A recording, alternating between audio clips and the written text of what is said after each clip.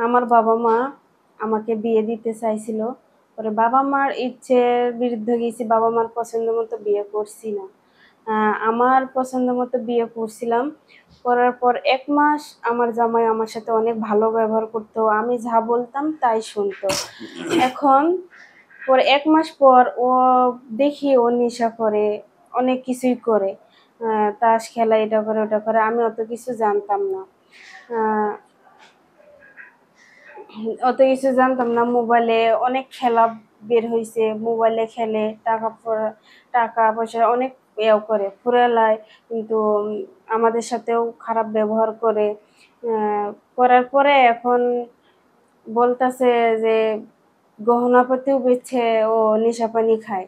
তাহলে এইভাবে যদি করে তাহলে একটা বউ কিভাবে ওখানে থাকবে?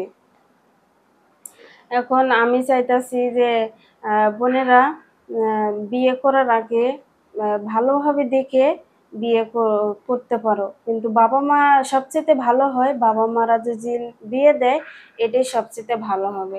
নিজের ইচ্ছে বিয়ে করে না পাবো জীবনের লাইফটা শান্তি, না পাবো কোনো কিছু।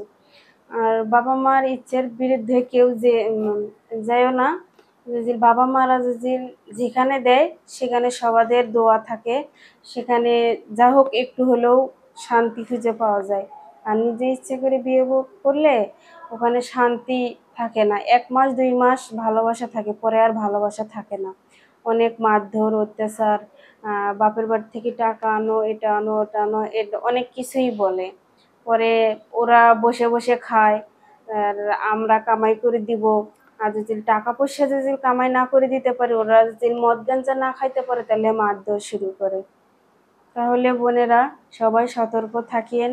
আম হট আপনি এখন মানে সিদ্ধান্ত কি নিয়েছেন? আপনি কি করতে চাচ্ছেন? আপনার কি জামাই যদিও জুয়া খেলে, নেশা করে, তো আপনি কি তাকে ছেড়ে দিয়েছেন, ডিভোর্স দিয়েছেন? হ্যাঁ, ডিভোর্স দিয়ে দিছি। এখন কি চাচ্ছেন?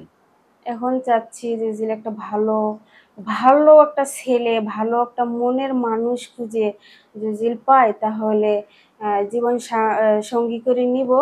আর যদি না পাই, দেখি যে ভালো ছেলে যদি না হয় তাহলে বিয়ে আর করবো না। এভাবেই থাকবো। কিন্তু একটা কি জিনিস যে আমরা তো স্বামী, বউ বউয়েরা তো স্বামীর উপলক্ষেই থাকে। তো থাকে না? এখন হ্যাঁ, তো এখন আপনার সাথে মানে যে যোগাযোগ করবে, মনের মানুষ হবে, যোগাযোগ করবে কিভাবে? WhatsApp এ ইমো নাম্বার দেওয়া আছে। তারপরে মানে ভিডিও শেষে শেয়ার অপশনে হ্যাঁ, আপনার শেয়ার অপশনে ইমো, WhatsApp ওগুলো হ্যাঁ, হ্যাঁ। নাম্বার দেওয়া আছে। তাহলে যোগাযোগ করতে